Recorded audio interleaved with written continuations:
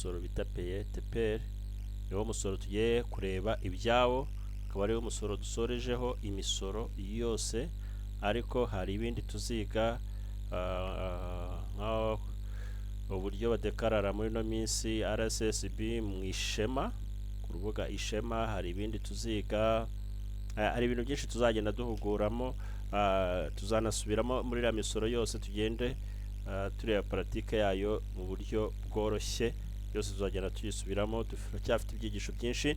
Ukeneye amahugurwa wadusanga Kimironko hafi ya gare nk'uko nabibabwiye, kandi ntibibagirwe gukora subscribe, ukore share, byoherereza abantu bawe, inshuti zawe ubona babikeneye, uboherereze ibyigisho. Rero reka twinjire turebe kuri uyu musoro wa paye, ese bawudekarara bate. Bita tuza kuri browser yacu ya Chrome dukoresha, turahita twandikamo e-tax,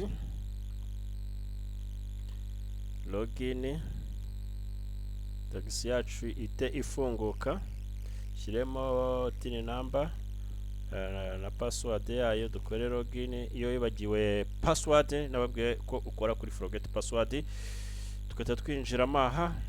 Ikintu iyo tugeze hano tuhita dukora, downloadinga annex ya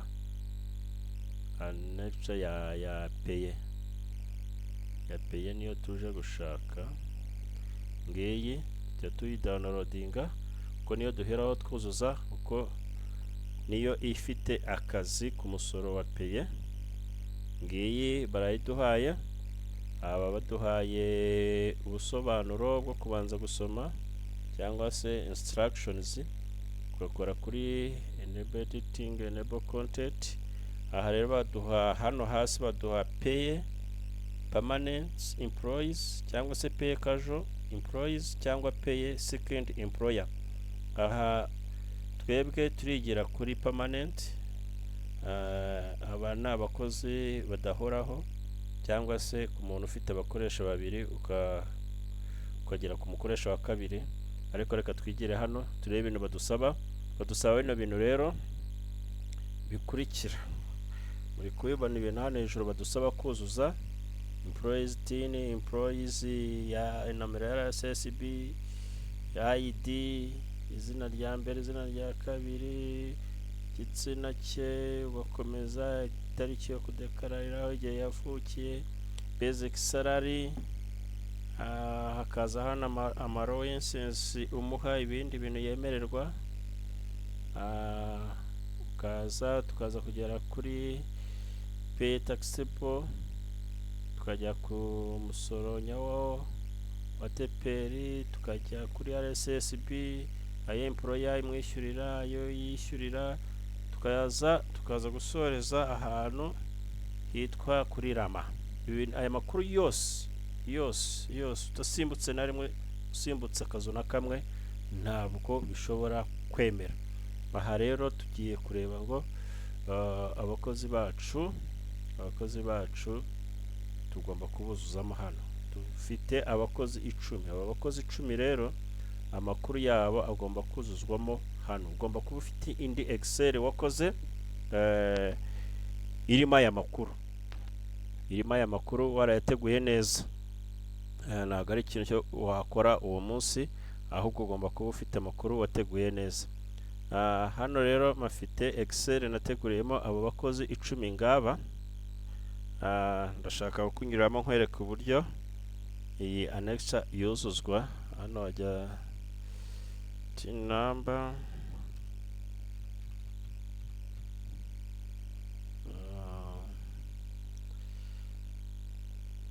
kandi tubihere bimeze gutya. So hano hakajya nomero ya ke sociale, hano hagiye indangamuntu, hagiye izina risoza, izina ribanza, first name and last name,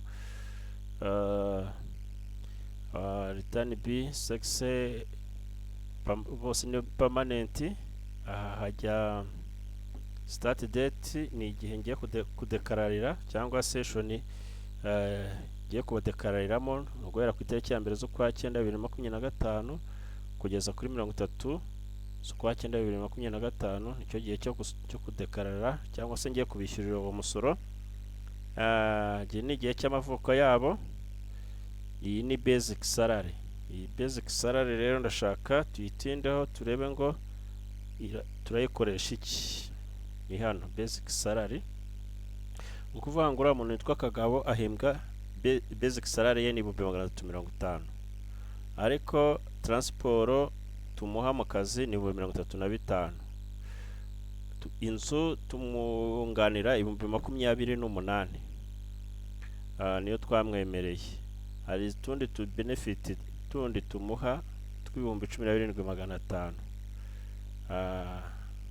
Na cash allowance nayo ayo tumuha, house allowance nayo, na yindi ahubwo tutatuza hano. Ubwo tuje gukora iki hano rero? Tuhita dufata nababwiye ko basic salary yakagaba ari 350. Turafata 350 dutenya 35 dutenya 28 dutenya 17,500 tujye tubona 430 na bingahe? 430,500. Ni ukuvuga ngo aya mafaranga niyo tugiye kugenda tubariraho imisoro yacu. 430 rero 500 agomba Kagabo ngomba kumutangira, cyangwa se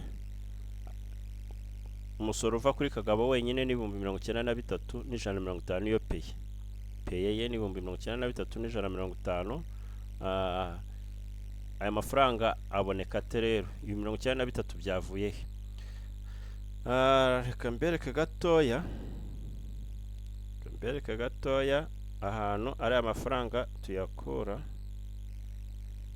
Tuza hano hasi.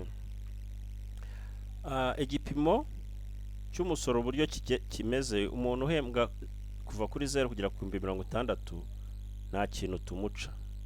Kuva kuri 60 n'ifaranga rimwe kugera ku 100,000 ni 10%. Kuva ku 100,000 n'ifaranga rimwe kugera ku 200,000 ni 20%.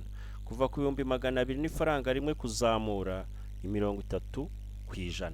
Ubwo rero bivuga yuko Kagabo muri biriya 400,000 bye 30,500, 60,000 bya mbere bye kuri ariya mafaranga birasonewe. Ibindi 40 bisigaye bigasora 10, ibiri hejuru y'100 kugera kuri 100 bigasora 20, ibiri hejuru ya 200 bigasora 30. Ni ukuvuga ngo bya 93 biba byavuye muri iyi mibare. Ariko iyo utiriwe bitakuruhije cyane mu mibare, nakwereka iyindi nzira waca kugira ngo uze kumenya amafaranga Kagabo akwiriye gusora. Twifatira aya mafaranga 430,500. 430,500 nze nkwereke uburyo bundi dushobora gukoresha. Turaza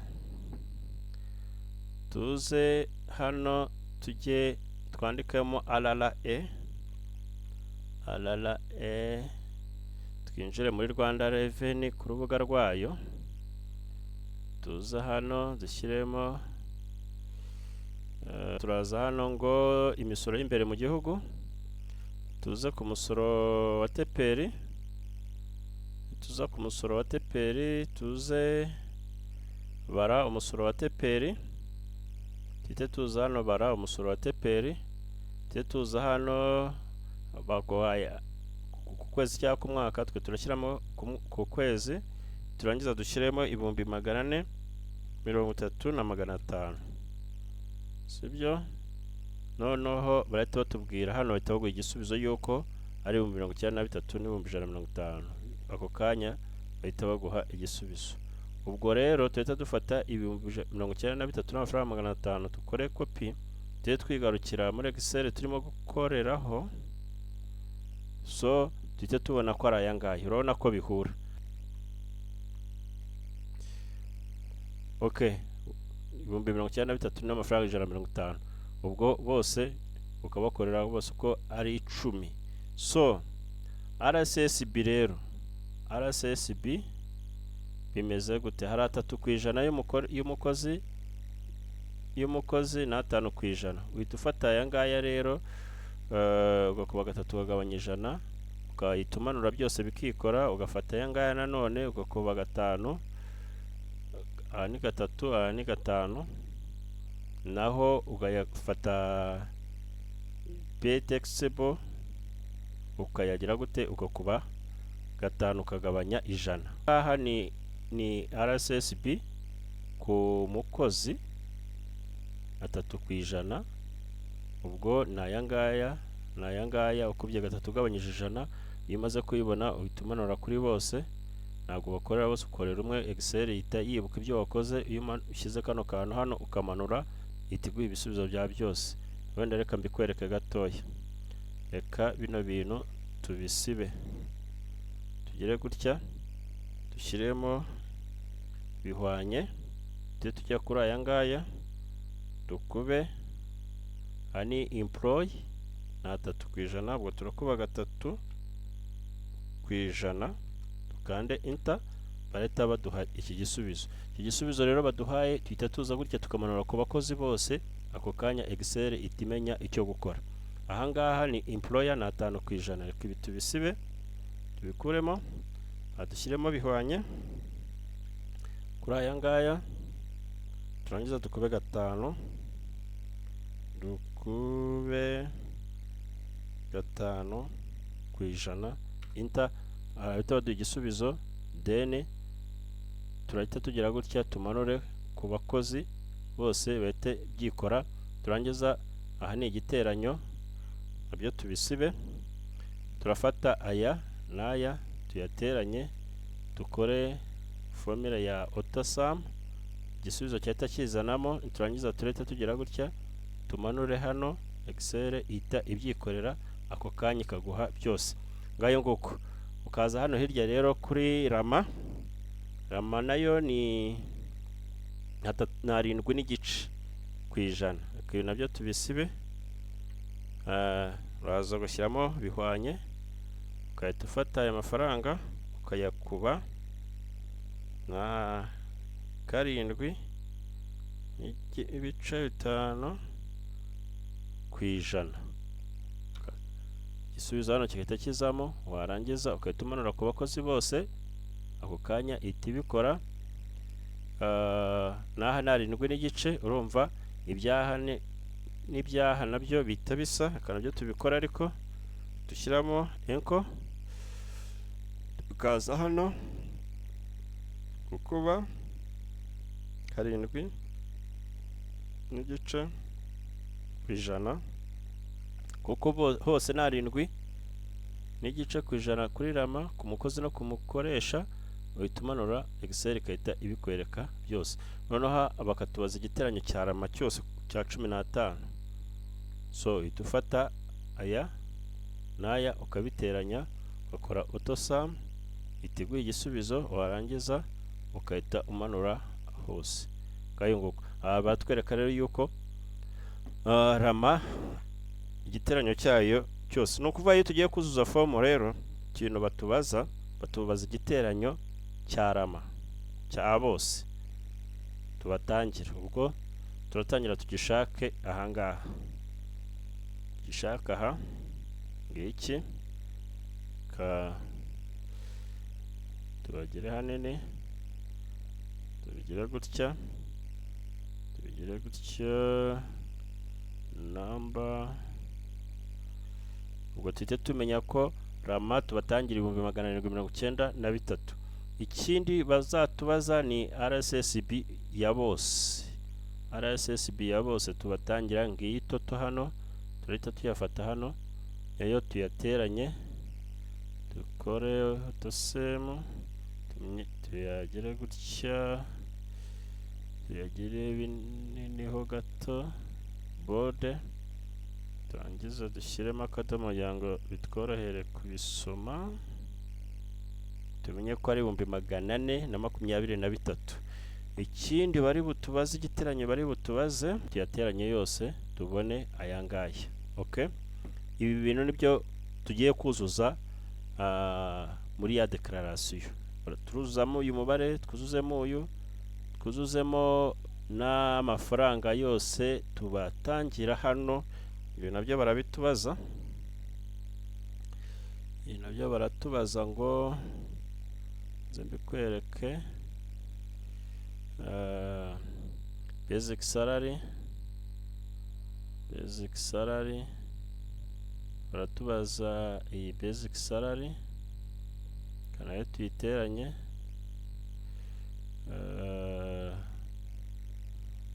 Baratubaza iyi basic salary kanayo tuyigire nini,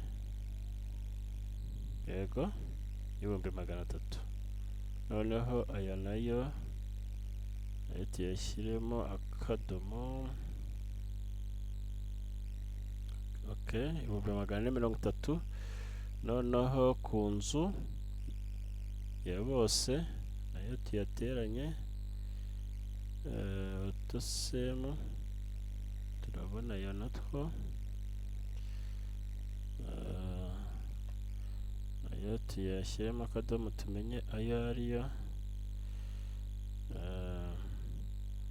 344. n'aya nayo tuyateranye yo kuri ada tusamo. Okay,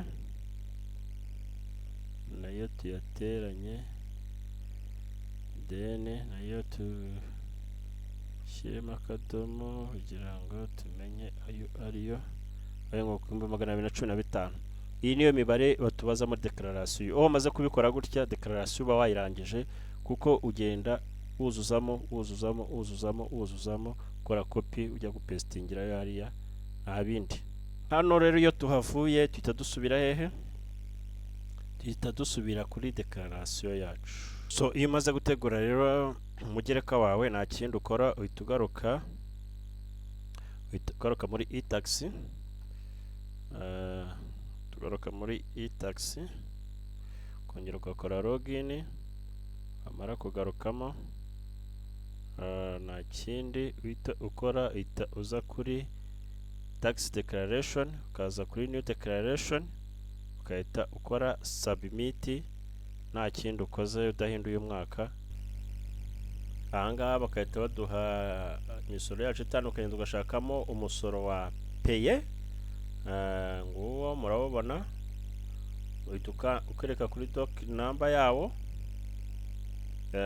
wamara kuyikirikaho ukahita baduha hano, ukahita ukanda enter declaration, ukaduha iyi form rero yo kuzuza. murayibona iyi form uko imeze. number of employees, turuzamo number of employees. hasi twuzuzemo total basic pay, kuzuzamo rero buri kimwe cyose. amakuru tuba twayateguye hariya muri Excel.